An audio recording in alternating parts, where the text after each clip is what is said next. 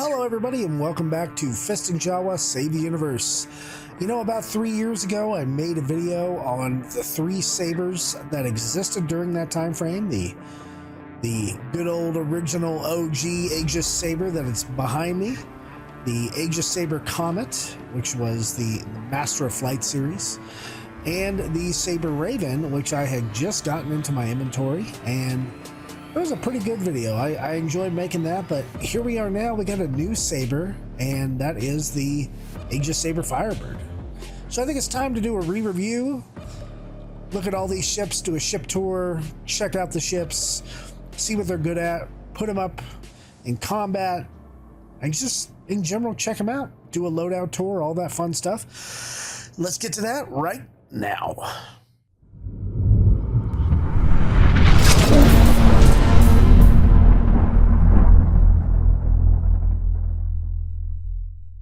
Well, thank you for sitting through the intro, friends. And now let's talk about the 4 ships we'll be reviewing in this video. First up is the OG, the original Aegis Sabre, the stealth ship that was made to kind of combat the Vandal Stinger class. It's got 4 size 3 gun hard points, and it has some missiles. It's kind of an oldie but a goodie. It supposedly had a gold pass a while ago, but not sure that is still the case considering some of the other gold passes on ships. Following up the original Sabre, we have the Sabre Comet, which is more of the fighter variant of the Sabre. It's the exact same ship with the variant of that it has an actually pretty cool digital camouflage skin, and it comes with a different loadout. It is a little bit of a different price now in the game, and yeah, you can actually buy this in the game now, which I don't think you could do that before. So yeah, the Sabre Comet, another stealth fighter by Aegis, just like the Sabre. And then we'll take a look at the Aegis Sabre Raven, which is kind of a hard to get ship nowadays. It was a promotion that CIG had with Intel, and you had to buy an Optane Intel drive. I think an Intel Optane 900 was the hard drive you had to buy kind of a while ago, and then you got a code that came with it and you were able to redeem that to get an Aegis Sabre Raven. But it is built to be the high-tech variant of the Sabre, designed for kind of intelligence missions. Unlike the usual variants, it's got a redesigned hull. It's got some holes cut inside of the wings, and it's a pretty neat ship.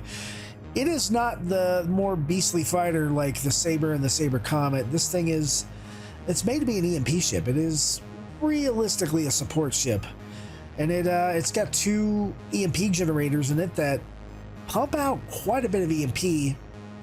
I believe it has the highest EMP in the game when you take into consideration that it has 2 EMP generators, and they do quite a bit of EMP damage. So I do think as far as a fighter goes, it has the best EMP. And finally, following up the Sabre Raven is the Sabre Firebird. I think it's the newest ship from CIG, released at Invictus 2954 just a few weeks ago. It is it's considered a medium fighter manufactured by Aegis, and it's just as fast and nimble as the Sabre Raven. Pretty close on the stats from the 2 ships. There are some differences, but it was definitely modeled after the Sabre Raven. Is it a ship that CIG wanted to make available for players that are not able to get the Sabre Raven? Who knows? Are we going to see a different version of the Mustang Omega, which was the AMD promotion that CIG ran? Who knows? Maybe. But regardless of that, the Sabre Firebird is much different than the Raven. It is a missile boat, and it now carries 24 size 3 missiles, which is an enormous load of missiles, and it does have some guns mounted on it. And we're going to take a look at that ship as well, a little bit deeper of a dive. All right, folks, so now let's talk about the categories we are going to review for this ship comparison. And we're going to start off with total weapon damage in guns. Then we're going to move on to total weapon damage with missiles. Total weapon damage total, which is the addition of the guns and the missile damage together. The total shield pool and hit points. The total stealth modifier, which is the infrared, the electromagnetic, and the highest of the CS, the cross-section ratings, all added together for a total stealth rating. The armor damage resistance percentage, how much physical damage can the ship resist. The total hull hit points, basically because we don't have armor, how much hit points the hull has. The weakest vital part of the hull in hit points. The SCM speed. The SCM boost speed with afterburner held down. The maximum navigational speed. The pitch, roll, and yaw axis speed, and those numbers are all added together to give a total number. The flight time in minutes, the average flight time a hydrogen tank should last you. A quantum fuel tank size, basically how big is the quantum fuel tank.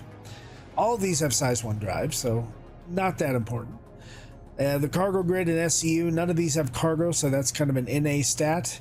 The in-game alpha UEC price, and any X factors that I kind of think of or sticking points for these sabers.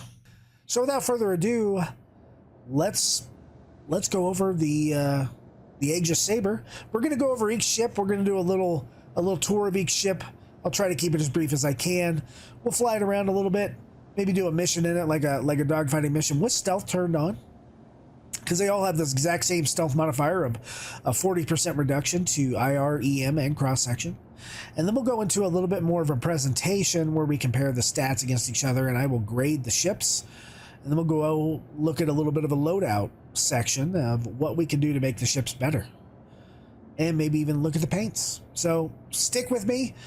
First up, the ship behind me, the Aegis Sabre. All right, everybody, let's take a look at the OG, the original Aegis Sabre here. As we move around to the very front of the ship, it has a really cool streamlined look. It looks stealthy just from the front. Those, what should be air intakes from kind of a fighter pilot look, they're not. They're maybe they are. Maybe they're hydrogen intakes up there, but these things, they look like engine intakes, sort of. Those are the engines, though. It's got a red cockpit glass on it, which gives it kind of a really cool look. It has 4 size 3 guns on this this bad boy, and these, you'll see when I get into the cockpit, the gun actually moves out of the way. And let's take a look kind of back around the side. These guys right here, I believe that's the retro thrusters. We will check that out when we're flying it around. Here's the other size 3 gun mount. There's 2 on the left side, the port side, 2 on the starboard side. It looks like we have, I mean, they're pretty streamlined wings here, and these wings do spread out as we actually fly this bad boy, which is, it's a pretty cool look. A little bit of a, I guess, kind of F-14-y look. It has these very stealth fightery exhaust areas back here. The ship looks fantastic when it's in flight, and it's got some vertical stabilizers up there, some horizontal stabilizers down here. Looks like they actually built in flaps or spoilers into the wings here. Not so much an aileron, but we use thrusters to turn in Star Citizen, don't we? And actually pretty good lighting around the ship overall. They're very symmetrical. So let's, why don't we just hop on in the ship and we'll check out what that looks like for a cockpit tour. As you saw, the guns moved out of the way. We get inside and this enemy MFD kind of moves down a little bit. There we go. We're locked inside the cockpit. I'm going to turn my Toby on so we can kind of look around here a little bit.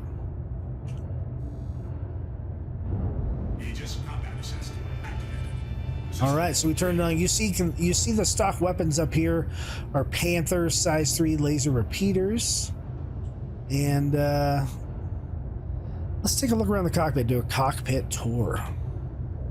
Okay. So first off, looking down here on the bottom right, we have our self-destruct button on our cold pass. Open pilot canopy button.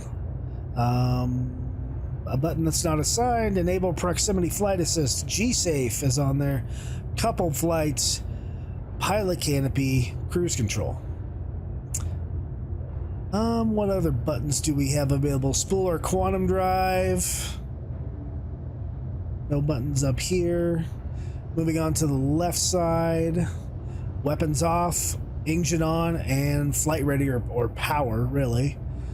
No buttons up there on the top. Nothing over by the throttle. And we do have an ejection on here as well. And nothing on the stick, even though the stick does look pretty cool.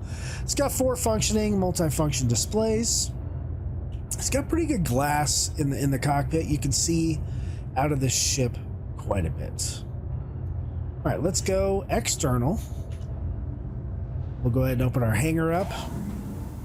Externally, the ship looks really nice. It has a very stealthy look to it. It just looks kind of mean and menacing.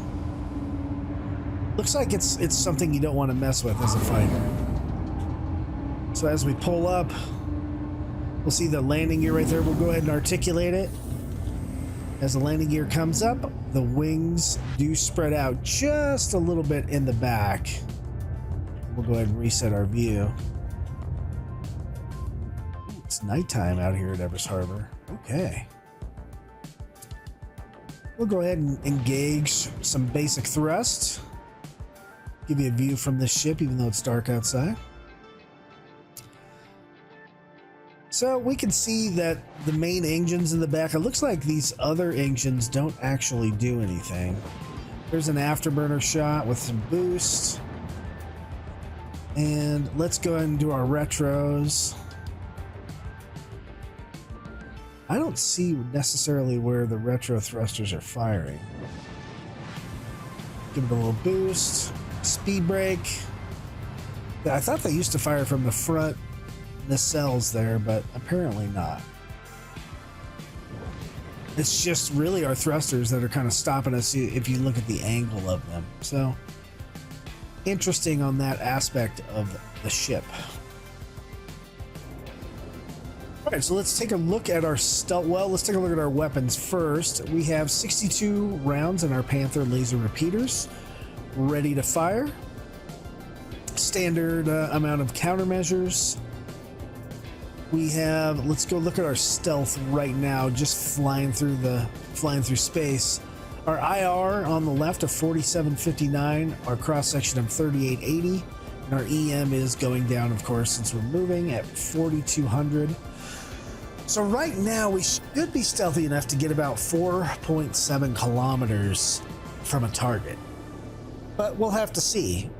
Because we can actually turn that down. We're going to go ahead and suppress our IR. If you are unfamiliar with stealth in Star Citizen, we do have to go into an MFD, and we'll just use the ship display here. We're going to go to heat. You can see our heat signature right here. You can see it says 4759 on the screen. We're going to go ahead and suppress that, and now it's at 3855. Go back to our self status. Go, and if we look at our stealth numbers up in our HUD, we see 3855 is our IR. It's not the highest. The cross section is now the highest. Well, I mean, really, EM's the highest, but that does bleed down over time. If you watch EM, I'm going to go ahead and move myself into nav mode. You can see the EM jumped up to 8700 up there. And it's again, it's bleeding down as we're moving around, but with the quantum drive on and being in nav mode, that's just kind of what happens. You're not as stealthy. Going back into regular mode, we're going to switch over to missiles. You can see that we have 2 Thunderbolt 3s with the stock loadout. We have 2 Arrestor 3s with the stock loadout. So that's 4 size 3 missiles in total. Nothing great, but better than no missiles at all. Okay, so let's find a mission. We're already in our kind of our stealth mode here, and let's see what we can do to try to sneak up on our target and fire some missiles and come in and finish them off for a kill. I'll see you when we're getting close to the target. All right, so as you guys can see, I'm coming up on some asteroids. This was the only mission we could find that was actually in space. I'm letting my EM bleed down. It's at about 4,800 right now, which is the highest anti-stealth modifier we have right now. Coming out of quantum, your EM is typically pretty high, so you do need to let it bleed down if you're going to try to do anything stealthy. I do have my neutralize icon up here, so I know the target's around here, but I don't see them yet either. I'm assuming they don't see me. We haven't been pinged on radar. I'm going to slow down here a little bit. See if we can get close enough to just, there we go. So we see a target. See more bad news. So I want to get probably about 5 clicks. Looks like we're pretty much locked. We're within our missile's range. And it keeps bouncing around. It is the only target in range. So we're going to go forward. We're going to fire our missiles. What's going to happen with that? I don't know. Oh, there's another guy down here. That's not technically our target, but I don't know if we're not stealth anymore. They see us. So we're going to fire at the Origin 100i and switch to our guns. Those hit and they killed, so at least the stealth helped us a little bit. Now we're going to fire these laser repeaters. Try to knock down this Cutter Scout. Like I said, it was the only mission that was in space around Hurston.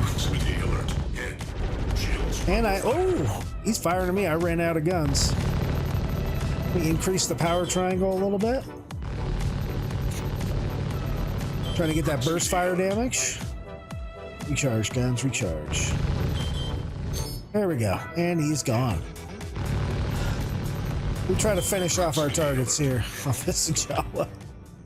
So there we go. So there was a full stealth missile kill, and that felt pretty satisfying. It was easy because the ships were easy to kill. It was an easy target. No guarantee that I'm going to get those on the other ships. But a couple last things to test here. Our SCM gun, or I'm sorry, our SCM speed here in space, just flying around, is 206 meters a second. And we're going to give our full nav flight speed, which these stats should completely mirror what we're going to talk about later when we talk about stats. But it looks like we're getting 1235 for our maximum speed in navigational mode. All right, let's go ahead and just test out flight maneuvers of the ship. It feels actually pretty good in pitch, but most ships I feel do. It's not that fast. Let's go ahead and do a yaw test. Full yaw. It feels slow in yaw. Let's give it a roll test. Roll also feels a little bit slow. So nothing to write home about. There's definitely faster maneuvering ships. We could also do a lot of this in boost. And while it does help us out, you know, the G-Save gets turned off, so kind of is what it is there. It still wasn't spectacular even in boost mode. So let's head on down here to aerial and we'll fly around the moon, see how this thing performs. I'll get back with you in just a sec. All right, folks, so we're here at Bezdek, or near Bezdek, and we're just kind of flying around the atmosphere of aerial. We're going at the middle rate of our nav speed, not our full speed here. And so far, it flies pretty darn smooth. Let's go out into third person. Not a whole lot of mountains to crawl around or climb. Give it a roll check. Not too bad. We'll give it a pitch check. Not boosted. It still feels pretty slow and sluggish.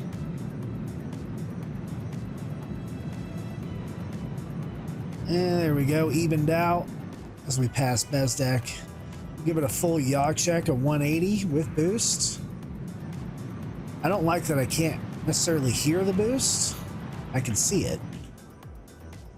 From the cockpit, let's go ahead and do that 180 again as we start to gray out. And then we'll boost. The vector indicator comes back pretty quick. Let's go ahead and go into SCM mode. Slow it down a little bit. Going about 203 in the moon's atmosphere. I believe 206 was the max for this ship. But we can pretty much get into full boost here and resetting my power triangle. Do a full boost pitch check. We went up pretty darn high on that check.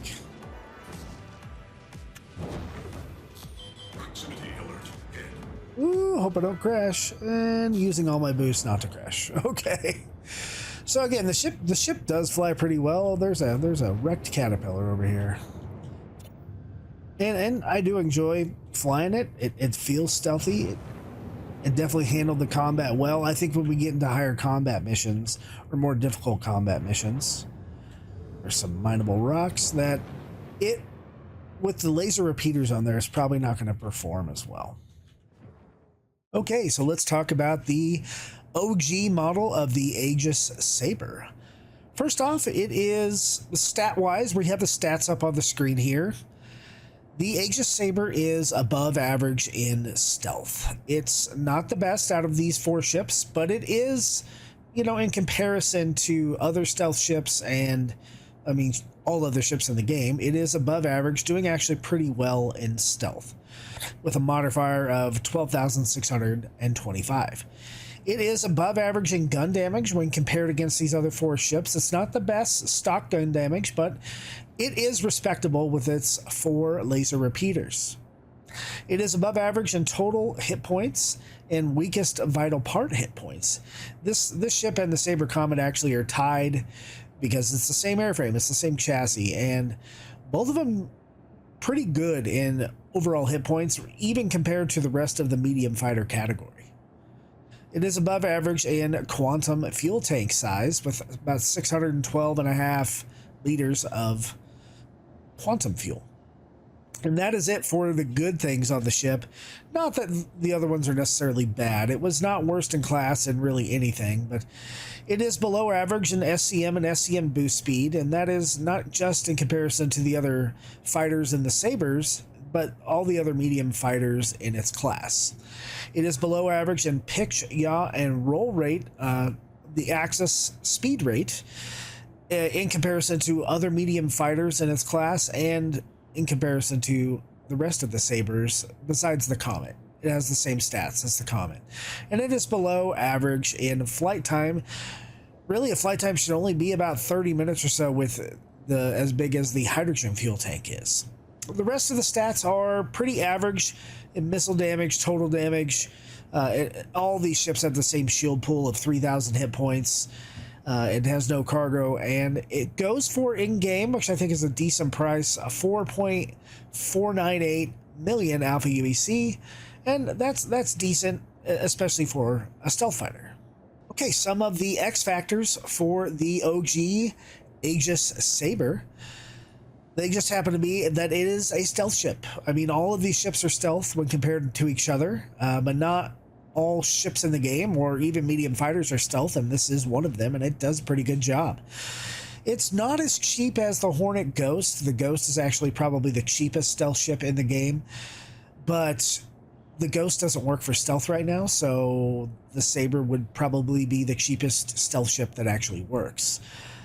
It is stealthier than the Ghost when you compare the numbers, but that's because the Ghost is broken right now.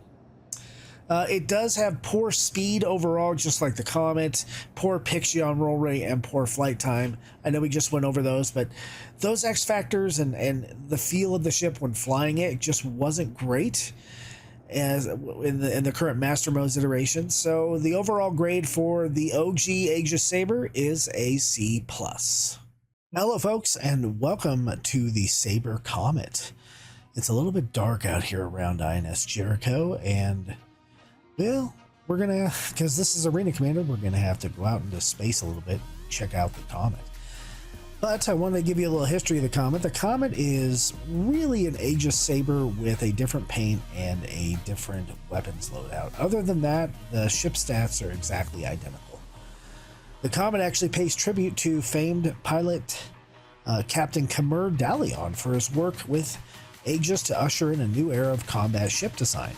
The Sabre comes equipped with specialized dogfighting focused loadout and a custom special edition livery honoring this iconic ship. So, as I said, it's really a Sabre, which is perfect. So let's hop out of the cockpit and take a look around. All right, so apologies that we have to do this in 0G, but I think it's kind of cool. As you can see, the Sabre Comet looks just like an Aegis Sabre with a different paint scheme, right? It has the same two guns on the side, the same airframe basically, but it does come with this special kind of digital camo paint, which is urban and themed with the gray and the blacks, and I actually really dig it. Looks really good. It has the UEE, the advocacy symbol on its wing. But going around the ship, it is, I mean, legitimately, it's the same ship, and it's going to fly the exact same way. Yeah, so there we go. We'll go a little crazy with EBA here. And we'll go ahead and hop into the ship if that's possible.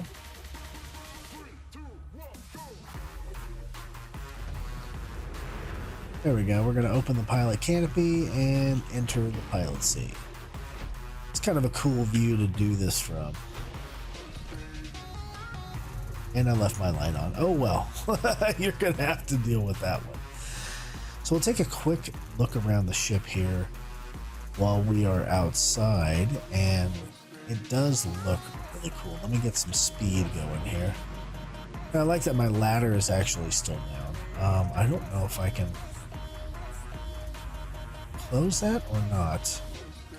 It might close if I go into quantum mode. Nope, it sure didn't.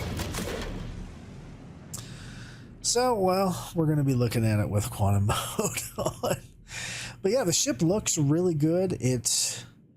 I like it. I like the ship to be dark, right? And you have these red lights, and it makes it look a little more menacing. When we're in Arena Commander and we're going to do some dogfighting with this ship, return to simulation, we're not going to be able to use our stealth mode because the enemy is going to be really close.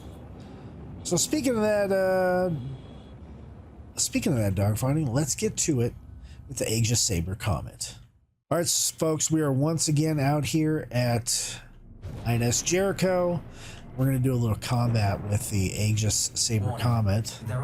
I will attempt to use my heat and suppress my IR, but I don't think it's going to matter much. Oh, they're already shooting at me. So this thing does have laser cannons, and it has a laser scatter gun, which is kind of an interesting build for this ship. Use that scatter gun when you're close, and utilize your cannons from distance. It does require a weapon press for the shotguns. Boom, and they actually go pretty darn quick. I don't really prefer the scatter guns, but if you're gonna have them, have them with lasers. Let's see if we can actually get a missile on anybody. Maybe, maybe not. We're just at the closest range of this guy. I'd like to see if missiles were actually fixed in Arena Commander. Probably not, though. Alright, missiles away. Let's see what happens. I am not expecting them to hit. Ooh. Nope.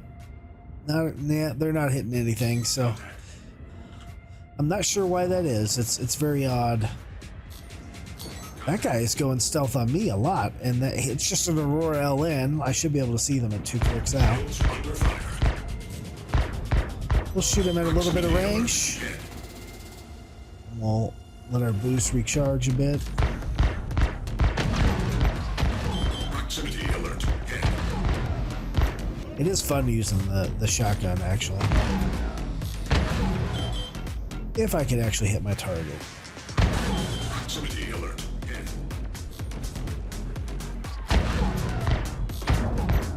There we go. Another kill. Alright, let's try to get this guy who was shooting at me earlier. Proximity alert.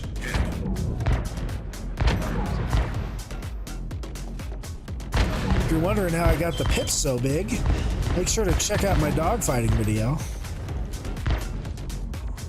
Woo. He's doing a little bit of damage to my shields for sure. Let my weapons build back up.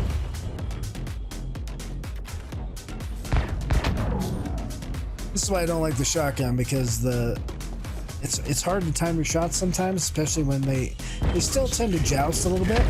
Shields under fire. But it does do a lot of damage.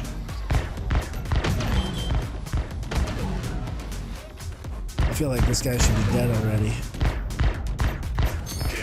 Pretty much disabled. Yeah, there we go. I don't know if there's anybody else on radar.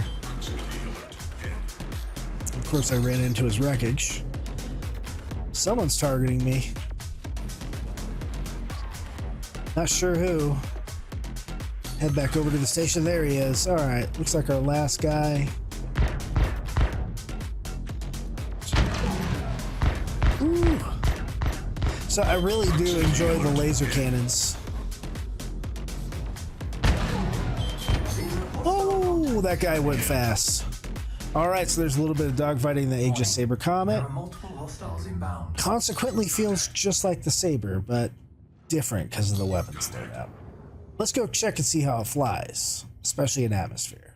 All right, folks, so here we are in Arena Commander at Bloodshot Ridge, which is about the closest we're going to get to like an atmosphere flight in the Sabre Comet in Arena Commander. And let's check our speed here. Let it even out. Looks like we're about 201 in this place.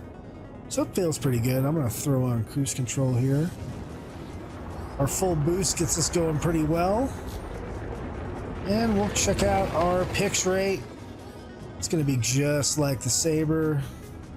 And it feels just like the Sabre, a little bit slow. Not terrible. We'll zoom out here on a rear view, a third-person view of the ship. We'll give it a roll. That feels really slow as a roll rate in atmosphere. And, give it a 180 yaw check. And we're moving right back the way we want to. Do a little split S here. There we go. And we're back in our original direction. So it moves and feels just like the Sabre. It actually feels decent. It doesn't feel extraordinary. Flying in space, again, feels just like the Sabre. So unless you're a huge fan of this paint, which I am personally, and getting the stock weapons that this thing gets on it, which are Omni Sky 9s, and 2 of those, size 3 laser cannons, and the Pyro Burst size 3 laser scatter guns, then the ship probably isn't for you. You'd probably be better off buying a cheaper Sabre, to be quite honest with you. But there is a little bit of fear missing out, a little bit of a rarity with the ship, even though you can buy it in game now. So I understand if you do prefer this loadout. And with that, let's move on to the next part of the video. All right, so let's talk about the Aegis Sabre Comet, the cool looking ship with the fancy paint job.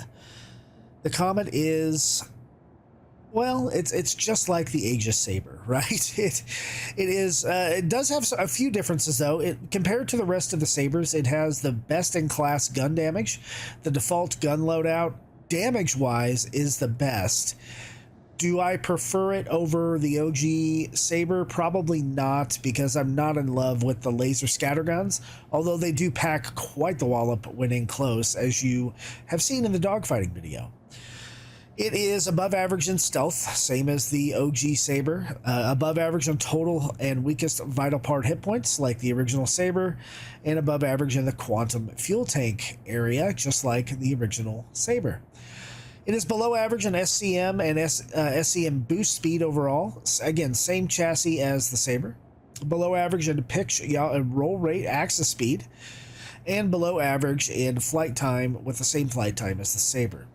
It is average in a few categories though. Total missile weapon damage and total overall damage. It's average in compared to the field of medium fighters and in comparison to these other ships.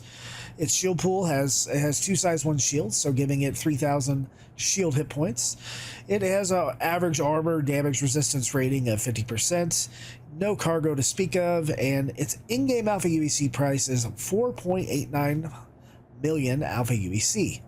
Some of the X factors for the Sabre Comet are that it is in fact better than the Sabre in stock weapons. It does have a unique paint, and I think overall buying the Comet in game is worth the price, because you get everything that's good with the Sabre and a couple bonuses, the extra weapons and things like that, and I think that's probably worth it overall, considering how expensive paints are and how expensive buying the ship is in real life.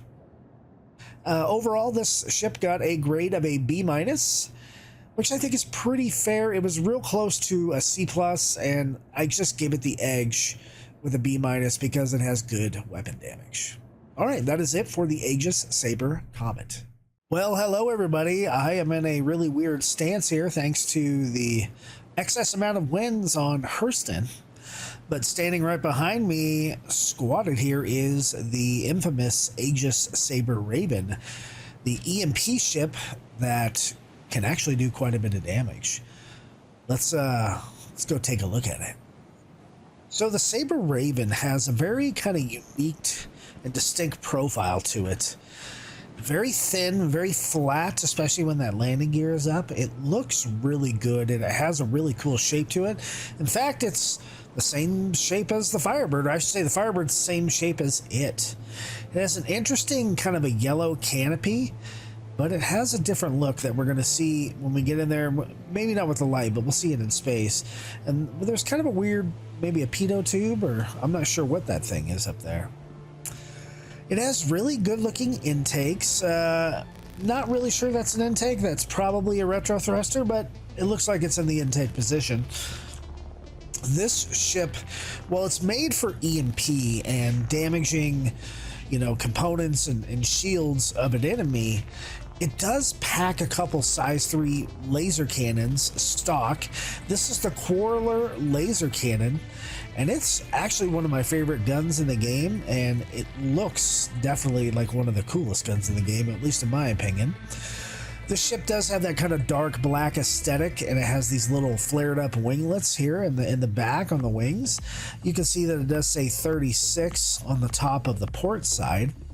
That is a nod to, and then the colors, the blue and the black, is kind of a nod to Intel. This is the ship that you have to have that Intel Optane drive to get. The exhaust again looks very F-117 stealth fighter-ish. It's kind of looks like it's trying to be masked. The IR signature with the extension of the airframe up here in the back and the tail. It looks really good. It has this tricycle landing gear configuration, and one of the cool things that is on the ship is it has holes in its wings. It's cool looking, and I'm not sure the purpose of that. Maybe it's to lower the cross section, but yeah, both wings have holes in them where the Firebird doesn't have holes in them, and that's kind of defining features there. And that's really about it. There's not much to the ship, especially on the exterior.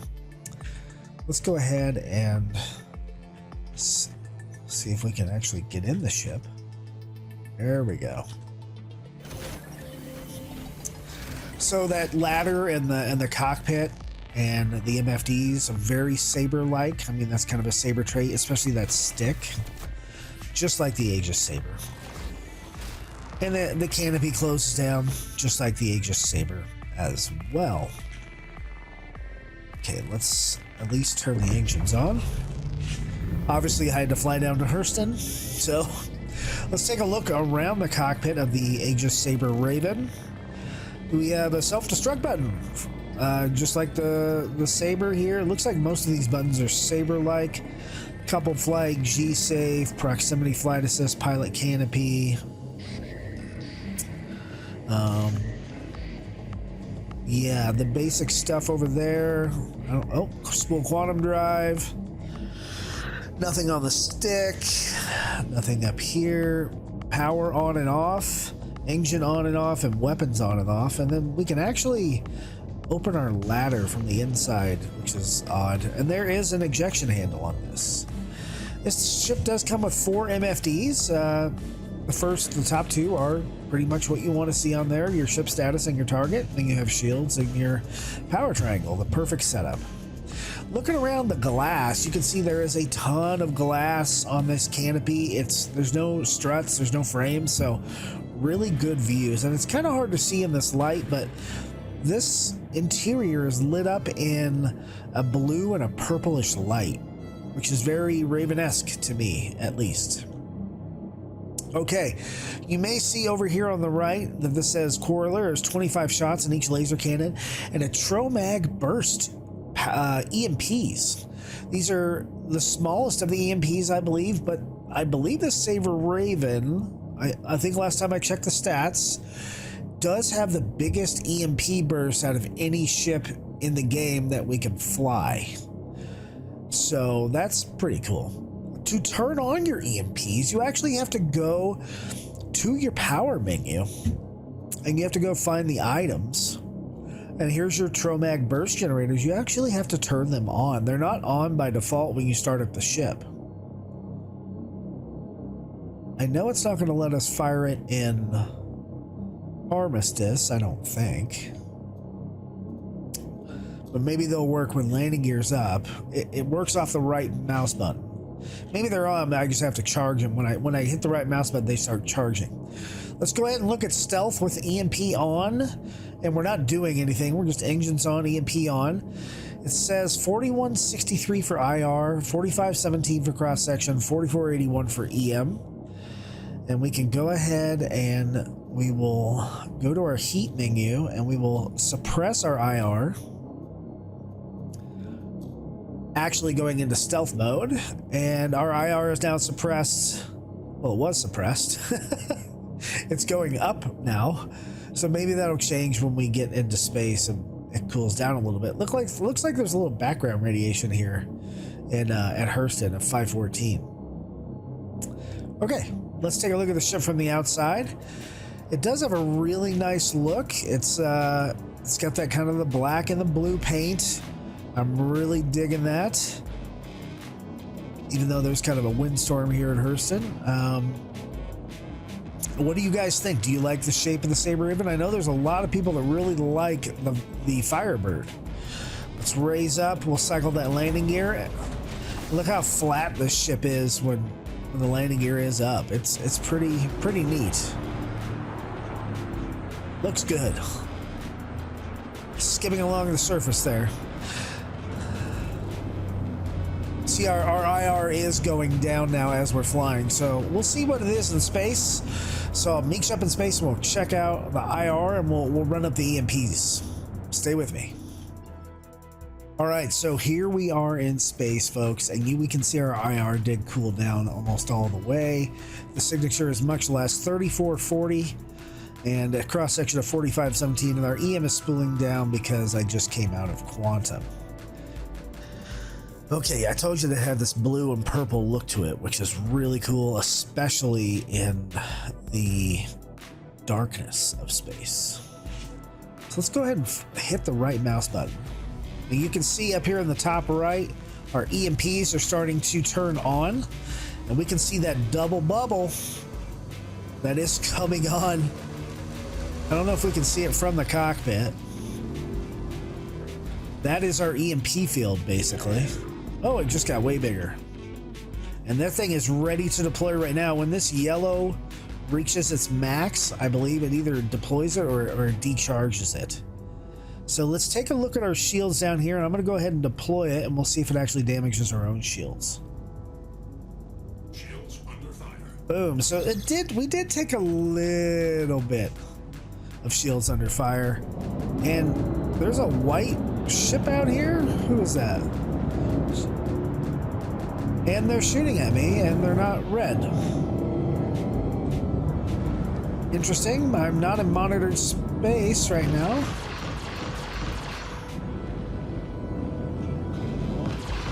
So I guess we're going to have to fight an Aegis Sabre. Sabre on Sabre violence.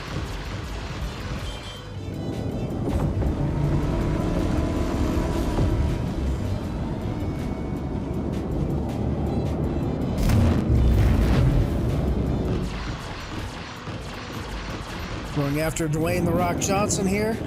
He kind of got a little heads up on me there. He was shooting at me the whole time. I do not have missiles in this ship. Firing up those EMPs again. And there goes the Sabre. So we'll let the EMP go. Well, you saw how quick I just took out an Aegis Sabre. Apparently it was a pirate on some kind of mission. Not too bad. As I said, there is no missile operator mode in this ship because there's no missiles. So I'm now in scan mode, and I can go back to gun mode. The EMP did do its job. It helped us take the shields down on that Sabre, which is probably the superior gunship. So interesting. All right. Let's go find a mission. We'll do what we can, and hopefully not blow up. And we'll go fly this thing around a little bit. I'll see you there. All right, everybody, as I'm flying to my mission here, unfortunately, I couldn't get it in space. It's on Magda. I do want to let everybody know that the maximum flight speed, the maximum navigational speed of the Sabre Raven is 1,400 meters a second, which is tied with the Firebird, and significantly faster than both the Sabre and the Sabre Comet. It also has a fast SCM speed, which we'll get into a little bit when we fly around on the moon. So with that, I'll catch in with movie magic as soon as I'm in the fight. All right, folks, so we're about 5.5 clicks away from our target. I wanted my EM to bleed down a little bit before I started the video. We can see we have a target. I haven't been locked yet, but he's pretty close. So I'm going to go ahead and charge up my EMP, and we're going to make our way to him. Looks like it's an Anvil C8 Pisces and a friend. So while I do have range, I like to shoot my laser cannons a little further out. And I did blow the EMP. You can see the shields were immediately gone from that Pisces. Let's see if I can make good use of that. And not crash to the ground. I do have some reshade on. I don't know how much it's going to help me. Okay, he crashed into the ground. Let's see if we can grab his friend, who is an Aurora LN. We'll charge up the EMP once again.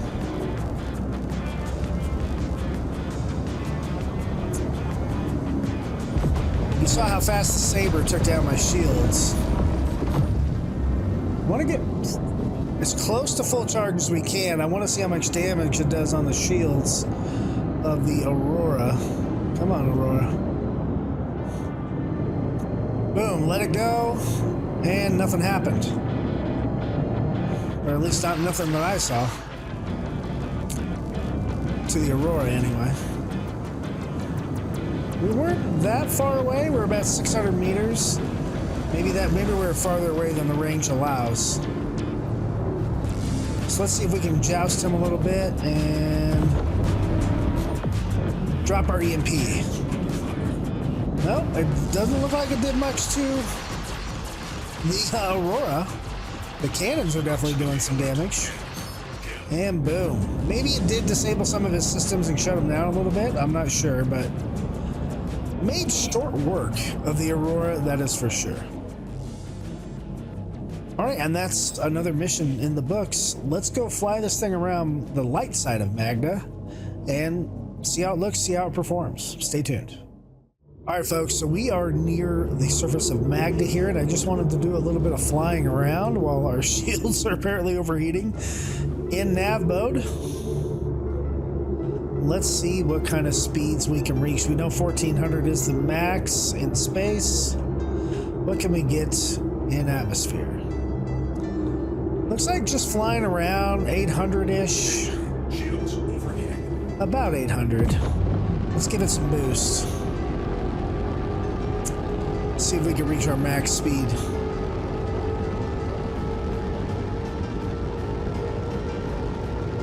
Not quite, but about 1040, so flying around really, really well. Let's switch over into SCM mode.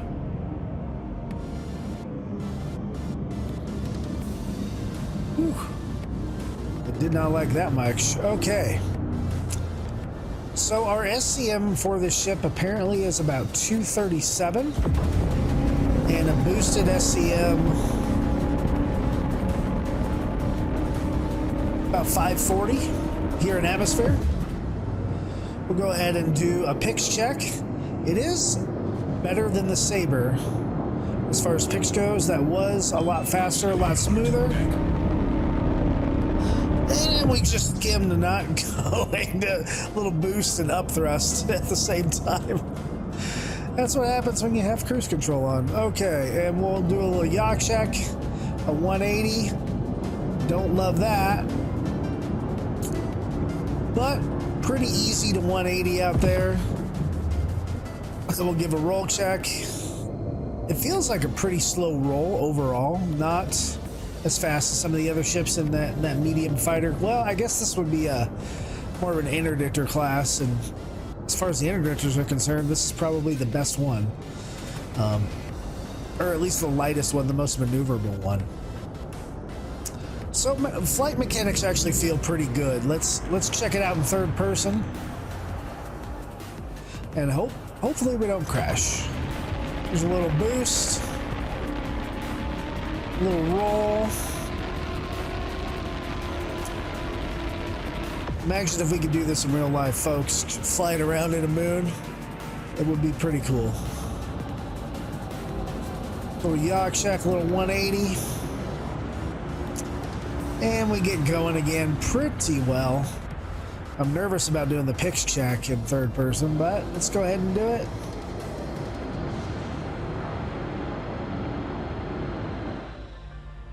Yeah, pretty good pitch. I pulled back on the throttle a little bit right there. So overall, the ship flies really well. It has a really cool aesthetic. I think it looks really neat. And we saw it in combat. All right, so let's talk about the Aegis Sabre Raven. Actually, one of my favorite ships in the game. I think it is pretty niche, but it is also pretty cool. It's, as far as stats go, it has best-in-class SCM and SCM boost speed, a tie with the Sabre Firebird, actually. And it is pretty good. It actually, in comparison to other medium fighters, it is really good. Not that the Raven is a medium fighter, but the Firebird is, and so in comparison with ships of its size, it has really good SCM and boost speed.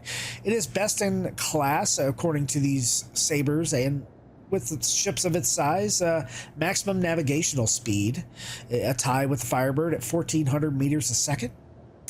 It has above average stealth. It's actually stealthier than the OG Sabre and the Sabre Comet. It's not as stealthy as the Firebird. The Firebird is the stealthiest, but it's pretty good. It has above average pitch, yaw, and roll axis rate speed. It turns pretty quick. Compared to other ships of its size and the other Raven or the other Sabres, it does move and turn really well. And above average flight time and quantum tank. This thing should last at least 54 minutes on hydrogen fuel, and it has a little bit bigger quantum fuel tank than the original Sabre. But it does have some downsides. It has the worst in class missile and total weapon damage, and that's because it has no missiles, right? It's going to be real hard to compete against all the other ships in the Sabres with two small guns, even though they're size 3s. There's just two of them, and you know that's one of the next categories is it's below average gun damage, and it has no missile damage. So it's overall it is not a ground and pound fighter. It is meant to kind of be a support ship in my eyes, go into EMP things and then kind of take it out. It has the worst in class total hit points, even lower than the Firebird, 12,500 hit points, pretty darn low, and it has below average weakest vital part hit points as well. So interesting stats on there. It does have some average stats, shields. It's really hit or miss with this ship. It is a fun ship. I really do like this ship. Some of the X factors, which there are a lot, is it is a unique and a rare ship. It has two double EMPs. I don't think they're size 1s. I think they're actually like size 2s. But it does the most EMP damage in the game for any ship in Star Citizen that we can fly. It is very fast and has good maneuverability, good flight time, but unfortunately weak guns, no missiles, and it's very fragile with low HP, and it is really a support ship. Overall, because of the downsides of the Raven, I give it an overall grade of a B-. And that is it for the Aegis Sabre Raven. All right, folks, so here we are at Ida, and we're in another storm with the next ship we're looking at, which is the Aegis Sabre Firebird. Unfortunately, I have my mask on, so you can't see my lips move, but I'm looking at you, I promise. This is the missile bow variant of the Aegis Sabre class, and packs, I think, one of the most potent missile payloads in the game, especially for something of a fighter, something for a ship of this size. So without further ado, let's take a look at the external walk around of the Aegis Sabre Firebird.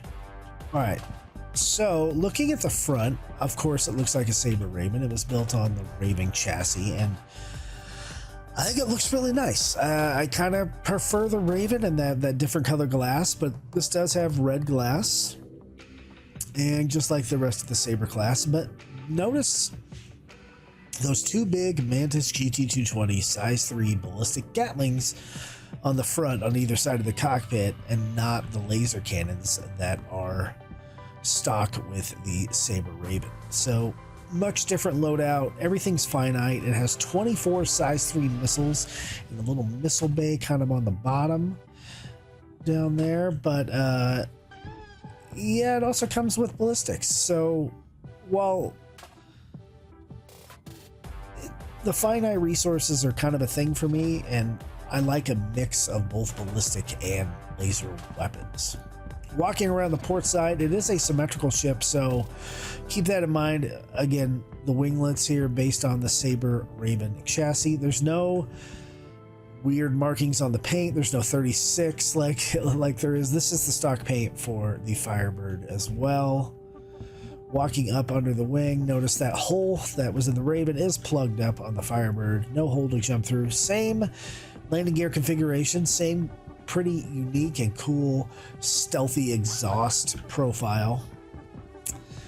And yeah, I know there's components on the top and you can only access them on the top, but I haven't found a way to get onto the top unless I'm in space, so I can't necessarily jump and get on top of my ship, which would be nice to do, to be able to do maintenance on my own ship. Oh, there we go. Now I'm on top of the ship. Somehow I had a good jump. Yeah, components are located up here somewhere. There we go. So we'll open this box and we can see some of our components. We can open this box. There's more components. And there's a box up here. There's a panel up here as well. And so component access for the Sabre Firebird. I think that's it. I don't think there's any more component access on here. Correct me if I'm wrong in the comments, please, but I'm pretty sure it's just these 3 panels. How's your quantum drive and your avionics, things like that. You could also do this from space if you had to. Yeah, finally was able to get on the wing, so I'm happy about that. But the ship looks fantastic. Of course, it's one of the newer models the CIG just came out with, so pretty much gold standard pass. I'm not sure. Oh, that is the storage for the ship. I haven't storaged any ships here. It looks like 650,000 micro SCU in the external storage, and I think that's the same for the Raven. So very nice, very nice. Can we access that storage here on the... We cannot. We can only get to the storage from the other side. We can only do the canopy and things like that. So that's interesting. Okay, so that is the Sabre Firebird. Let's go ahead and hop inside the cockpit. We'll do a quick cockpit tour. Very much like every other Sabre Raven, except the coloring and the lighting in... I'm not Sabre Raven, any other Sabre. The coloring and lighting in here is green. I'm not sure where my guy is kind of off kilter. If we look down here at the cockpit self-destruct button, we have an open pilot canopy, G-Save, proximity flight assist, coupled flight. The standard buttons that are on the rest of the Sabre series spool the quantum drive. We do have 4 MFDs up here.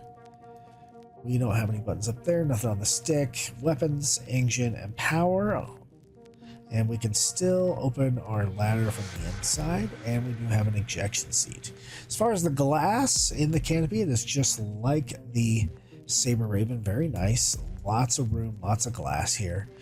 It is, keep in mind, it is a stealth ship. My engines are shut off, so that's why my EM is so low, but I do have IR suppressed, and so yeah, it does have stealth capabilities.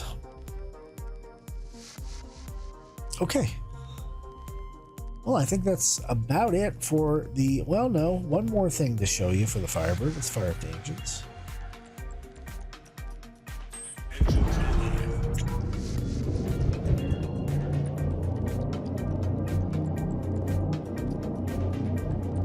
Alright, so there is one more thing to show you for the Firebird. Let's go ahead and go into third-person view. We'll lift up real quick. Cycle the landing gear. And just under the bottom here on the Firebird is the missile bay. We'll go ahead and open that up. And that's where your missiles come out. It can carry 24 missiles. Whoops, I didn't mean to do that. And I hit the deck. I hit the wrong button on the keyboard. Oh, did I catch myself? I did. Look at that. I caught myself right before I crashed. Oh gosh. Anyway, 24 missiles the ship can carry, making it a formidable missile boat. And they're all size 3s, Thunderbolt 3s. They come with stock. I need to actually rearm this ship and probably repair it to get my full load here because of the order I'm filming this thing in. But look, already 24 Thunderbolt 3s in there. The ship is ready to go, ready to fight here in just a sec. Repair is in progress. And there we go. So that was my own fault. I'm surprised rearm, repair, and refuel actually worked, but if we look at our missiles that are there now, they're all restocked. So very nice. Landing gear comes up, that tricycle configuration. All right, let's go find something to fight, I guess. I'll see you guys in just a sec. All right, folks, our neutralized target is in view, and I have 6 missiles spooled up, ready to go. I let my EM signature bleed down into the 3000s. Our highest signature is probably going to be our cross section at 3881. And let's see when we can get to our target and when we can fire.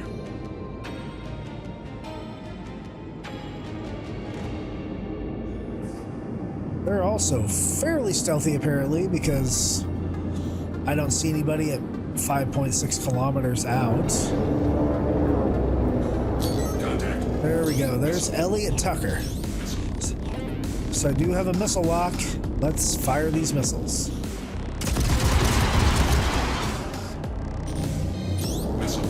Missiles are away. And a kill. 6 missile kill. Immediate. I guess we'll only do a couple missiles for this Aegis Eclipse we're fighting. Size 3s, they do some damage, right? And we'll go ahead and give our guns a shot. Firebird is actually pretty vulnerable, but it looks, I mean, the Eclipse almost has the same loadout here. Can it stand head to head? Possibly. Shields are critical, that's why I boosted away from the Eclipse. And we're just not getting enough damage. So maybe we use our speed, boost away, and see if we can get a couple more missiles on this guy. I'm not flying this in decoupled mode, which would have been kind of ideal just to spin around. But we can get our missiles on. Fire those missiles. Ooh, that was a weird way to do missiles. We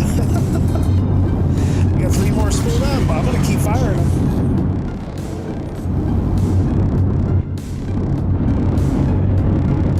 Alright, Eclipse.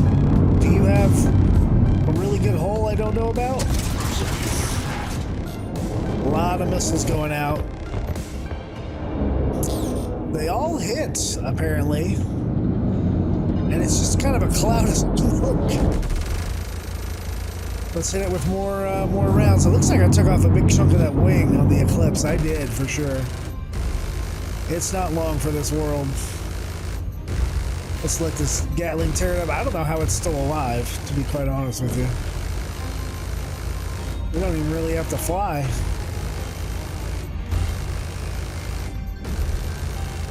How do you do evasive maneuvers in that ship with nothing left? Proximity alert. Both of its wings are gone now, and it's still not dead. Just Proximity alert. pure rounds going into this Eclipse. Is this an invulnerable Eclipse? I don't know.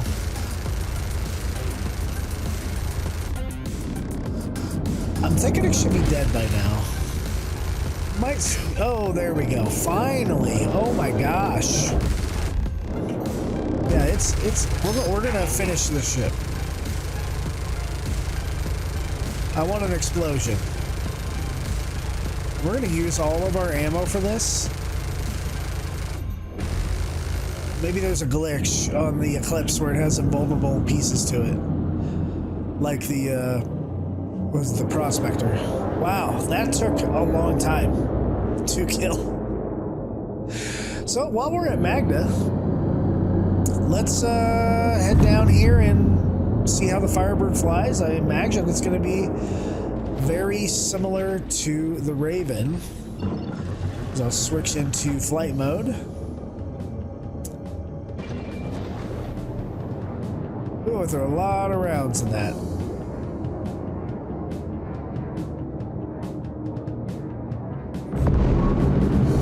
So it does feel very solid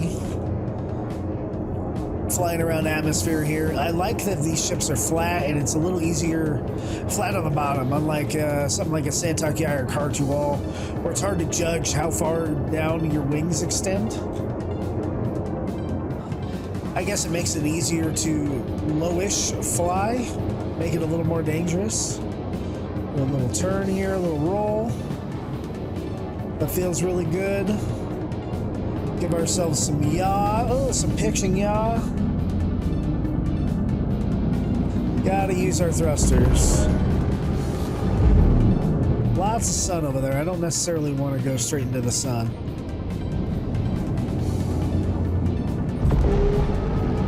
there's enough thrust on this ship to really point it in whatever direction you want it to go in, but it is resisting yaw quite a bit at higher speeds in atmosphere. So let's go down to SCM speed. Automatically got more control authority doing that. With a high boost, I mean, the boost in SCM is really good. So let's check out what we look like in third person.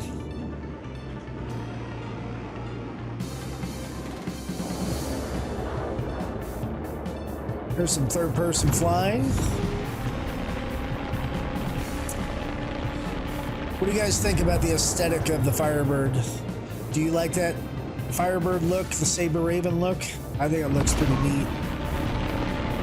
Kind of a big triangle shape, like the Eclipse, sort of. The Eclipse reminds me of an F-117A, though.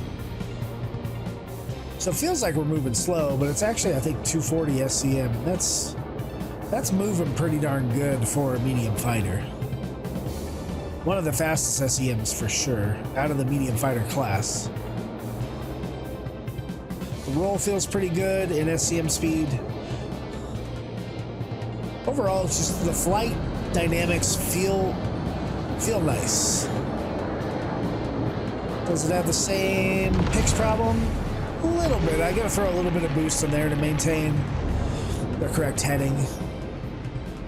Let's do a turnaround, a 180. Had to throw a little bit of boost in there too to avoid the drift. Overall, flies really, really nice. So that is the Firebird, folks. I think now it's time to go back into a presentation and actually talk about stats. Unfortunately, we got to talk about stats, and we'll get into loadouts a little bit, and then we'll wrap up the video. So thanks for sticking with us so far. I'll be right back. All right, folks, let's talk about the final ship in the lineup, the Aegis Sabre Firebird, brand new ship by CIG. It has a lot of best-in-classes stats here. Best-in-class SCM and SCM boost speed, a tie with the Sabre Raven. It has best-in-class stealth. Yes, out of all the Sabres, it is the stealthiest. And as of right now, as far as my calculations are concerned on SP Performance Viewer, this is the stealthiest fighter ship in the game. Pretty much the stealthiest ship in the game. Total stealth rating of 10,839, and that's really nice considering it is a missile boat, and for me, stealthing in the missiles is a really big deal. It has best-in-class missile and total weapon damage. I think it has best-in-class missile damage for any ship in the game.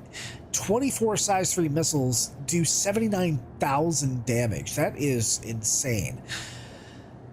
It's awesome, but it's also pretty crazy that they could all fit in a ship of its size. It has best-in-class maximum navigational speed, tied with the Raven. It's a very fast ship with above average flight time and quantum fuel tank. And one thing I forgot to put on here because I ran out of room of good things, it also has above average pitch, yaw, and roll rate. And I think that showed in how the Firebird maneuvers around the battlefield. Very well done. It does have worst-in-class gun damage. Again, just like the Raven, it's not really known for its guns. But once you finish off with your missiles, you can mop up things with those guns. It also has below-average total hit points and weakest vital part. Meaning it's not as fragile as the Raven, but it's still pretty darn fragile. Only 15,500 hit points compared to the OG Sabre and Comet. Those have 23,000, so it's significantly weaker in the hull department. It's average on its quantum fuel tank size, no cargo grid to speak of, and its shield hit points. And you can't purchase this ship in-game right now, but in the future you should be able to. So X factors, I think we already mentioned, it's the most missile damage for a fighter in the verse. Best at stealth at 3.23.1a. It is very fast. It has really good turn rates, good flight time, very weak in guns, as we just mentioned, fragile with low hit points. And really, I still think this is a support ship, even though you can do some missions out there solo, but anything HR tier or above, I think it's really a support ship. Overall, I give the Sabre Firebird an A- in its grade, the best Sabre of the bunch. And I think most people would agree with me, and it was in the A category in my medium fighter comparison as well. And that is it for the Aegis Sabre Firebird. Hey everybody, welcome to the loadout section. We're going to do this section before we do the final grades and wrap up the video with final thoughts. So please bear with me. I know this can get boring. If you need to, you can go down into the timeline below and skip, but I wanted to go over the basic loadouts, possibly how to make your ship better, at least in packs 3.23 and all the point patches that go with this version of the game. So the first thing we have up is the Aegis Sabre. We have it here on Urkel.games, and let's take a look at the left side of the screen first. Notice that it's 760 DPS and 162 alpha damage. That is not a lot, considering the ship has 4 size 3 guns. It does come with 4 CF337 Panther laser repeaters, which are pretty good. But when we actually click on the stats for the Panther, and I need to turn on my capture cursor so you can see where I'm pointing my mouse. Okay, now you can see my cursor. When we look over here at the Panther stats, we can see that it has good burst damage of 506, but realistically, its sustained DPS is 190, with an alpha damage of only 41 per shot. While the shots do go fast and they're fun, like the repeaters are probably the funnest guns next to ballistic gatlings because they fire so fast and you feel like they should do a ton of damage. They just don't. It has a good fire rate and everything. The ammo speed is pretty good at 1,800 meters a second, but you need to be kind of closer because of the spread. It doesn't have that far, or the range is decent. 2.5 kilometers, but it's in this patch. It's not the best laser. So if we switch this out with a laser cannon, which, knowing it's a Sabre, I think that's a good idea, at least 2 of the guns. I mean, just bear with me on this.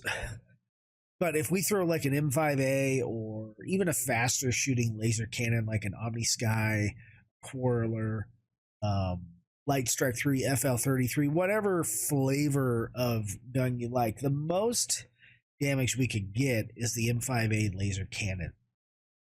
This gun, it shoots at 100 RPM versus 750 for the Panther, but for each shot it's doing 506 alpha damage compared to 41. That's a huge difference, right? So with burst damage with DPS, we're doing 844, right? So that's when all your guns are charged up and you just let it go and it fires as much as you can. Those first few shots do the most damage. But sustained DPS 417 compared to the Panther at 172. That is ginormous difference. And the Panther can fire all of its ammo, 54 shots in 8. Well, it has more when you have another Panther on here because of the capacitor.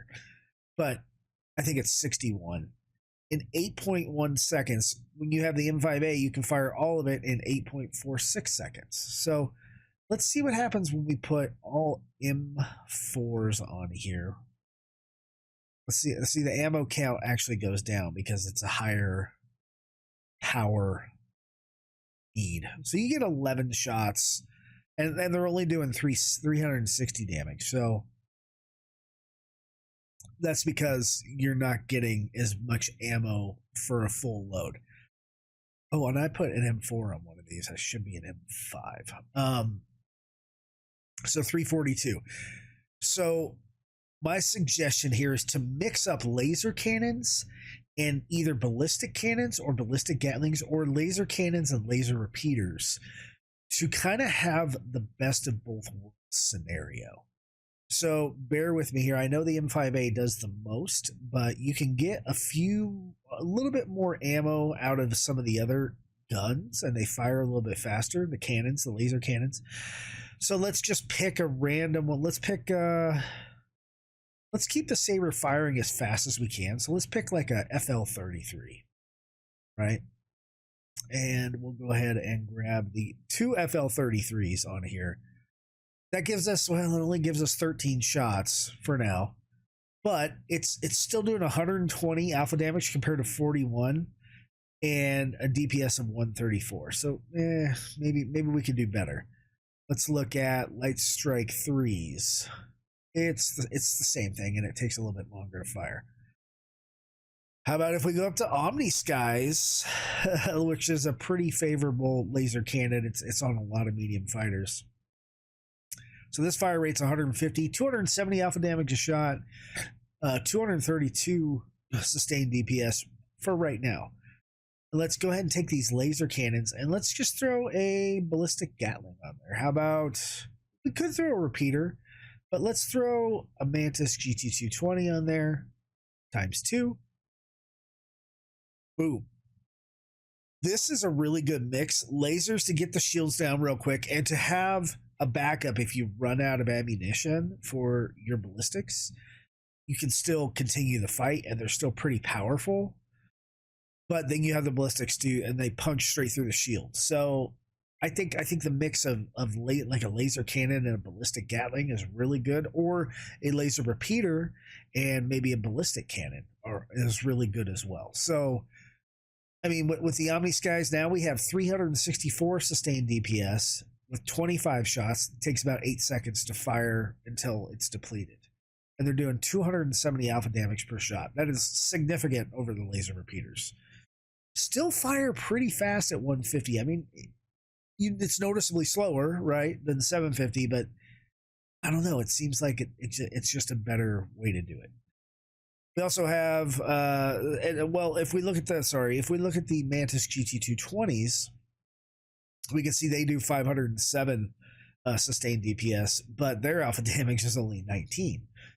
If we wanted to kind of match up like cannon with cannon, we could go with a ballistic cannon, something like a Deadbolt 3, a Mass Driver. I really like the tarantulas in this patch. And if we go with 2 tarantulas, yeah, they fire a little bit slower than the ballistic Gatlings, but they're doing 152 alpha damage a shot and a sustained DPS of 506. And you get 500 ammo on each. That's pretty significant. And they're firing slower, so your shots have to count. But I believe the cannons and just the cannons overall, they have less spread, I think. Our spread for the ballistic cannon is 0.4 in max, and for the laser cannon it's 0.35. If we go to like a ballistic, yeah, see the spread is 0.6, 0.7 for the Mantis GT220. For the laser repeater, if we go with a Panther, it's 0.6. So you could fire from further away with the cannons and it'd be a little more accurate. So I would say somewhere within 1.2 kilometers to right up on you, you're still pretty accurate using the cannon. So kind of depends on what you want. What range do you like to fight at? If you're like a hardcore dogfighter, you're in a kind of an advanced pilot, you're probably going to go with the faster shooting guns because you're going to be closer all the time. So the spread won't impact you. Okay, besides that, let's talk about the rest of the stuff on the Sabre. We're not going to talk about systems on the Comet because we're going to talk about them on the Sabre here. The rest of the Sabre stats: size 2 ship, crew size of 1, SEM speed of 206, which we showed in its video, an SEM boost speed of 480, max nav speed 1235. Again, these are all kind of in the lower end, especially it's the lowest end of all the medium fighters. And it's overall not great. I feel the Sabre should have just a touch more speed. But maybe that counterbalances because it's stealth, but then the Firebird doesn't make any sense. So go figure. The pitch roll yaw, pitch yaw roll is 50, 42, 145. Again, not great maneuvering skills on the Sabre, which is kind of odd because it is flat, and I feel like with those big trailing edge flaps, it should maneuver better, and I hope that gets tuned a little better in the future. It has standard hydrogen and a little extra quantum fuel, so that's kind of interesting. It doesn't have the 583, it has the 612. Not that matters for size 1 drives, but maybe it'll get you that extra little push instead of having to stop off for gas if you go across the entire stance system. And you can buy this ship at Lorville for just under 4.5 million alpha UEC. Okay, let's talk about shields. Shields, if you haven't played this pack, they don't matter in 3.23. They're all the same hit points. So whether you have a grade C shield or a grade A shield, like the Concorde, it doesn't matter. So all shields in the game are the same hit points. They just change depending on size. So for size 1s, they're all 1,500 hit points. For size 2s, they're all 3,000 hit points. I don't remember what size 3s are. So leave the shields alone in this pack. You don't need to buy any because you're not going to get an upgrade in anyway. As far as power plants go, in the loadout I have now, we're just at around half. You don't need to upgrade the power plants. Stealth grade Cs are fine, and it keeps you even stealthier because of their stealth components. The coolers, they're bracers, military grade C. I think they're completely fine. I don't think there's any reason to upgrade them. I don't think you're necessarily going to get stealthier if you go with a stealth shield, but maybe. Let's see, our EM. How much does our EM change? It's hard to tell. Looks like the heat safe has lowest decay. Well, no, it's the slowest decay rate. The snowblinds are the class A's, so they have the fastest EM decay rate. But the temperature to IR is all basically 1.35. If we leave it as the bracer, it's still 1.3. So it's the same temperature to IR with the stealth coolers versus military coolers, but the stealth coolers do bleed your EM faster. So that may be, if you're going for a max stealth build, which you should be for the Sabre, then go with that. And you could even probably do the same thing with the power plants if you wanted to. It comes with the sonic lights. It's all the same IR temperature, but of course the slipstream does bleed off the grade A. Grade A bleeds off your EM a little faster, so you'll be able to get stealthier quicker. So that may be an upgrade. I don't think well, let's check the shields, see if there is a reason to. I'm looking at the stats for the shields. They are all exactly the same, so there is definitely don't touch your shields. As far as the quantum drives go, it comes with a size 1 stealth grade C drift. So the drift, it's 75 to EM, 2.5 temperature to IR. If you go with a Spectre, it's the same IR. The decay rate of the Spectre is faster. And of course, the Spectre is actually faster. It has a little bit faster cooldown time for quantum, a whole second, not a lot. And that's really about it. The power to EM is the same. If we were to go with a civilian drive, like I would recommend, like a Voyage, it's still 2.5 to IR. The power to EM is still the same. And the Voyage decay rate is 0.22. So, okay, so the Spectre will get you 0.24 decay rate. So 0.02 faster decay rate. It's not worth it. Go with a Voyage or an Atlas, because these size 1 drives will get you all the way across, almost all the way across Stanton in one jump versus having to stop for gas. So upgrade the quantum drive. Okay. All right, so let's real quick talk about paints for the Sabre and the Sabre Comet. Urkel is wrong on its paints loadout here. So besides the stock black paint, which you've seen already, the Sabre and the Sabre Comet come with the 2952 auspicious red monkey livery, which you should see a picture over here somewhere on the screen. It comes with the Sabre Polar Camo livery, and it also comes with the Stormbringer livery. The other liveries that are here, the Windbreak, Landslide, and Ash Cloud, are basically for the Firebird and possibly the Greycat.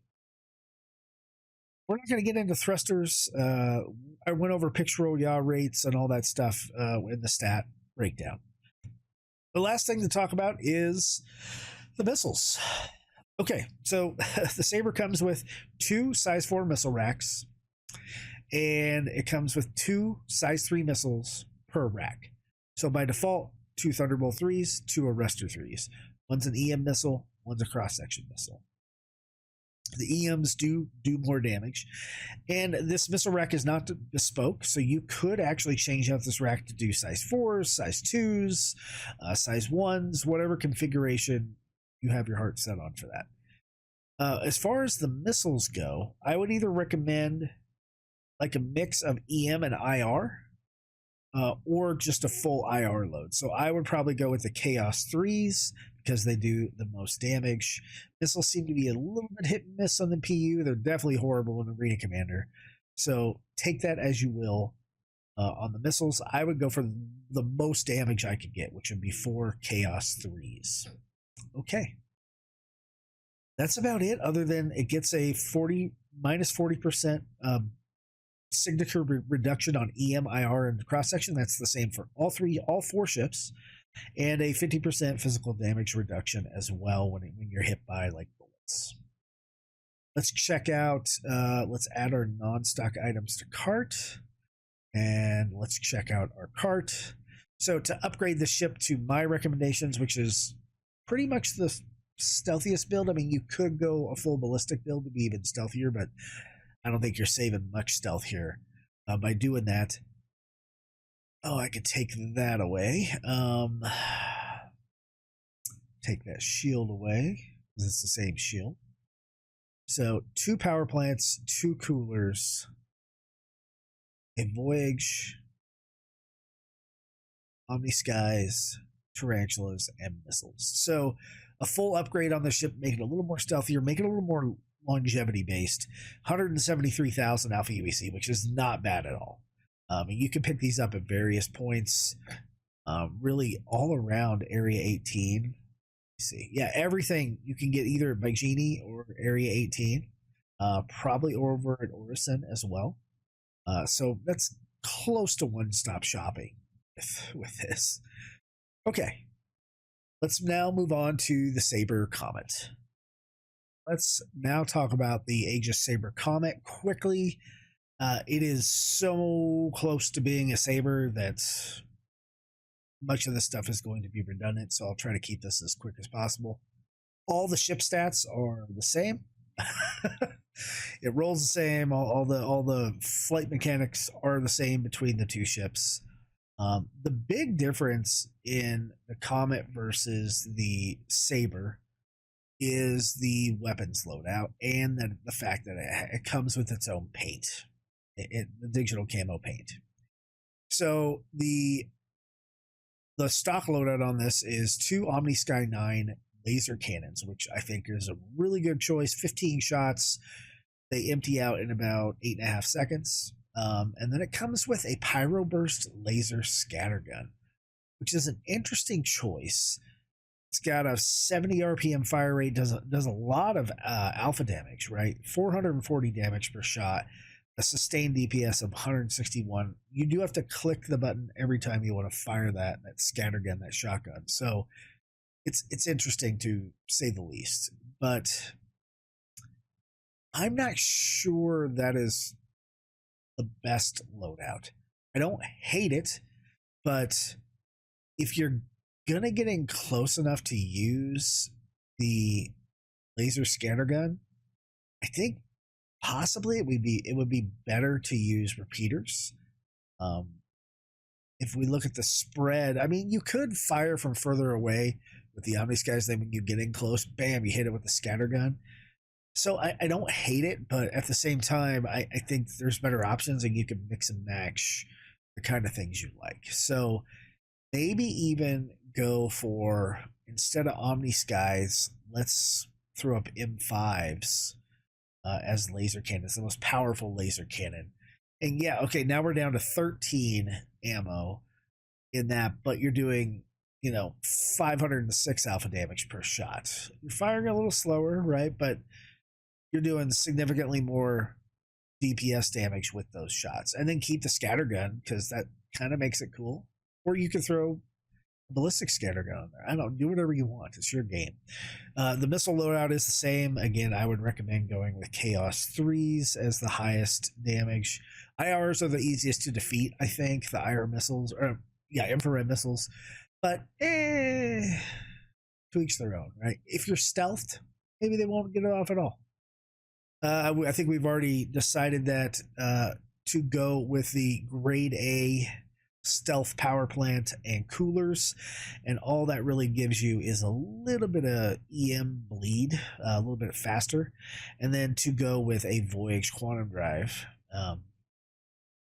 We're not going to talk about paints because you've already seen them in the Sabre side of this loadout review, so we're well within our power range here and our cooling range here. I think this is a really good loadout for the Sabre Comet, to be honest, and it could fly pretty good doing this. So let's throw the stock items into the cart, see how much this is going to cost. So with the new weapons, the M5As, the Voyage, the 2 Stoneblades, 2 Slipstreams, and the 4 Chaos missiles, it's going to cost 117,716 alpha UEC. To upgrade this, I think you can do most of this stuff. Yeah, pretty much by Genie Point and Area 18, you can, again, upgrade the ship fully. Kind of one-stop shopping there for about just 120 grand alpha UEC. Okay, let's move on to the Aegis Sabre Raven. Okay, let's look at the Raven. This is a little bit more of a unique ship. It's different, right? It's an EMP ship. That's what it's made for. It's an interceptor kind of. It's not really an interdictor. It's not going to prevent you from quantuming away like a Cutlass Blue or a Mantis. It's an interceptor. It's made to be fast, and it's in my view, it's a support ship. You're not going to be doing a whole lot of one-on-one dogfighting with ships that are fighters necessarily and made to take down other fighters. You might get their shields down quickly, but you only have 2 size 3 guns. So if they and you're fragile in a Raven, that's one of the hallmarks of the Raven and the Firebird, is that you're pretty fragile. Let's look at ship stats. Roll as an interceptor. It's a combat ship, size 2, crew size of 1. Really good SCM and boost speed of 240 and then 600. Those are very good numbers. Highest tied with the Firebird in the medium fighter class, even though the Raven's really not a medium fighter. But very quick ship, like faster than the F7A, Mark 1 and Mark 2, faster than both the normal Sabres. It's just a quick ship. Max navigational speed 1400, so it's kind of up there with like an Anvil Arrow.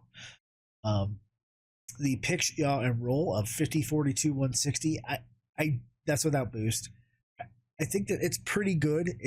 It's not that good, but it's pretty good. It maneuvers really well, and so does the Firebird. So these stats are almost identical with the Firebird. The HP, it says 23,000, but it's wrong. Purple is incorrect. That is what the normal Sabres have.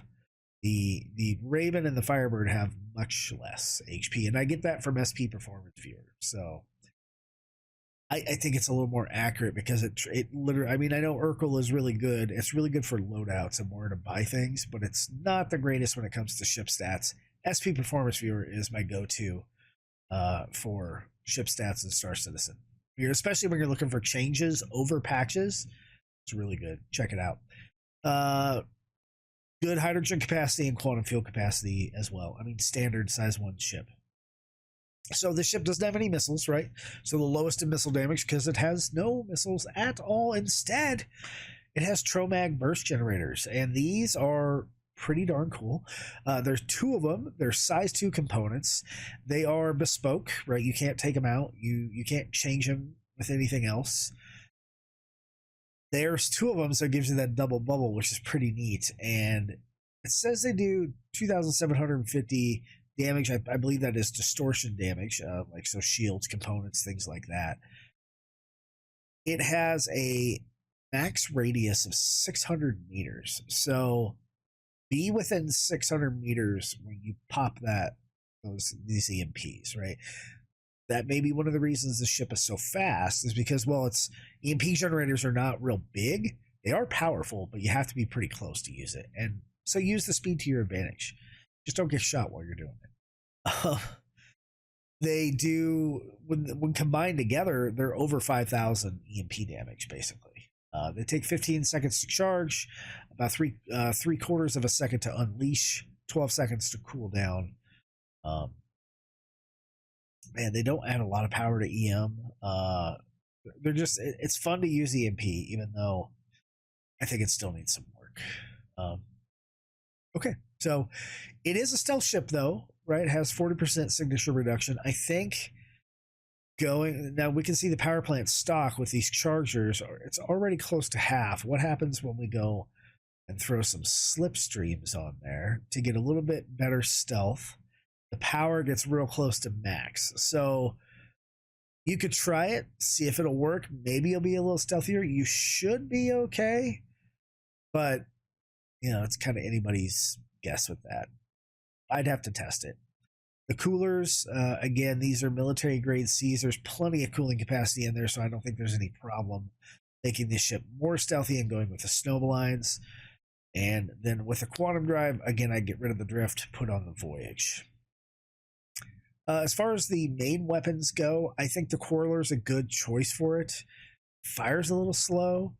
Seeing how the ship is fast, and you can kind of get in there. I don't know. Excuse me. I would maybe go with the Omni Skies instead of the Quarrelers, but it's really the same weapon. So it's really close to being the same weapon. So I'd say just stick with the Quarrelers as you have it. 50% damage reduction to physical damage. And there you go. The Sabre Raven. Not a dogfighter necessarily, but really cool support ship. Let's throw the items into the cart. We can see by having the two slipstreams, the snowbalines in the voyage, 78,500 alpha UEC, more range with the quantum, and a little bit more stealthy with the power plants and the coolers. So that's the Sabre Raven. We'll go over paints, because I don't know if the Firebird paints work on the Sabre Raven. Maybe not. But we'll go over the paints for that type of chassis as soon as you do the Firebird, which is right now. All right, so let's talk about the new kid on the block, the Sabre Firebird. Wow, this is an interesting ship. It says it's a stealth fighter, combat, career, size 2, crew size 1, same speed stats, basic pictorial yaw of the Sabre Raven. It has a smaller quantum fuel tank for some reason. I don't know why. It does not have 23,000 hit points. Oh, excuse me. It does not have 23,000 hit points. That is a lie. It's way less, so it is more fragile than the regular Sabres. The regular Sabres have 23,000. So, caveat, right? Before we talk about the insane missile damage, let's talk about the Mantis GT220s up here for its weapons. As you saw, I went up against an invulnerable Eclipse in the dogfight video. The Mantis GT220s are really fun. And I think they're a cool weapon, but they are going to run out of ammo. You are limited to these. This is such a finite ammo ship with the missiles and the ballistic Gatlings. I don't love the ballistic Gatlings here for this ship. I would like to be able to shoot my missiles and then be able to finish the fight and not have to go back and get ammo. And the ballistic Gatlings are cool, right? But you're talking 19 alpha damage per shot, even though they do 507 sustained DPS. Maybe you could increase that by going with like a Tiger Strike. Less ammo, more damage, 34 alpha damage. Maybe you go with a ballistic repeater, like a Shredder, 675 DPS, 81 alpha per shot, a little more ammo. My recommendation for this pack is just to go with a laser cannon. Probably Omni Sky 9s, maybe M5As. You have the speed to get out of range, so this may be just personal preference from me, but you get 20 shots here because it's the only two actual guns on here. 487 sustained DPS, 506 alpha damage, burst damage of 844, and it takes 8 seconds to drain him. So I think it's a good choice to go with M5As. As far as the missiles go, the huge damage, it is a bespoke missile launcher. You can't swap it out, but it holds 24 size 3 missiles. That is huge. The Cutlass Blue holds the same amount of missiles, but they're all size 2 versus the size 3s on the Firebird. It is a big missile boat. I would again upgrade to the Chaos 3s for those missiles. You're going to get more damage out of them. A little bit easier to defeat, but now you're talking 80,622 versus 79,000 damage. So a little bit more, to each their own on the missiles. Again, the shields don't matter. I would try to keep the ship as stealthy as possible with faster bleed down of EM. So I would go ahead. There's plenty of power there. So I'd upgrade the power plants to Slipstream grade A's. I'd upgrade the coolers to snowblinds.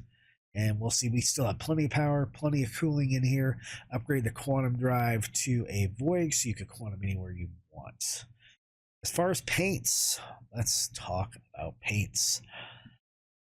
This thing is probably wrong. So this Urkel has all the paints for the Sabres. They're not breaking it down into what is actually available for the Firebird. So the Firebird, besides the stock paint, it does have the Ash Cloud livery, which is pretty cool looking, that kind of dark livery that may be concierge only. It does have the Landslide livery, which is pretty cool. The gray wings, silver highlights, is kind of a tan type of livery. And finally, the Windbreak livery. That's kind of like a faded green, almost like an OD green, but it's I don't know, it's pretty cool looking. The dark gray and the black accents. It's pretty neat. It's got a little bit of silver and orange in there too. So that is the paints on the Firebird. Not sure if those work on the Raven or not. I haven't even tried them. Okay, so let's put our stock items in the cart. Oh, there's a lot of missiles. Okay, so 24 new missiles. It's going to cost you a little bit. A couple power plants and coolers, a new quantum drive, and 2 new weapons. So a big change overall on the ship. It'll cost you 120,000, almost 121,000 alpha UEC. See if we can get them all at Area 18. Yes, we can get them all at Area 18 and by Genie. So close to one-stop shop in there. About 122,000 alpha UEC. It's pretty good. Its ship is stealthier. It'll quantum better, and it has more longevity in its weapons. And that is it for the loadout section. Thanks for tuning in. Now we're going to move on to final grades for all 4 ships, and then we'll wrap up the video. Thanks. All right, well, it's time to wrap up the video. Here we have our final grades for the Aegis Sabre review. The worst grade going to the original, the OG Aegis Sabre, which is behind me. It is still a good ship at a C tier, but unfortunately, coming stock and the issues that it does have, and its kind of poor flight mechanics as far as I'm concerned in comparison to other medium fighters, it gets a grade of a C+, so it's over there in the C category. The Aegis Sabre Comet is just a little bit better because it has some better stock guns, and that does matter even though I don't prefer the scatter guns, and it has a unique paint, so that puts it in the grade of a B- for me. It was really close to a C. The next ship up is the Aegis Sabre Raven. I had trouble figuring out what grade I wanted to give the Raven. It has the flight mechanics of the Firebird, but it doesn't have the weapon damage as far as missiles are concerned. But it's so cool with its dual EMPs and the way it fights, the way it can support, the way it looks. It is a beautiful ship. It flies pretty darn well.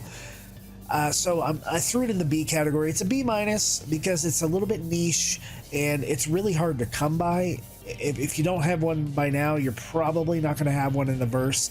But I did want to include it in this review because it is a Sabre. And finally, the best grade of the bunch, the Aegis Sabre Firebird, gets an A-. It is a missile ship, lots of missile firepower.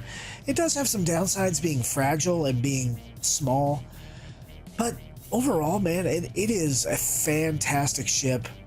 I really enjoy flying it around. And that really wraps up our review of the Aegis Sabre series. I'm curious to see if CIG will actually come out with any more Sabres in the future. That would be interesting, and what the future of Master Modes holds for us in flight mechanics. I'm sure it is not over yet, as Yogi has said. This is just the start of tuning these different ships for their roles and missions in the game.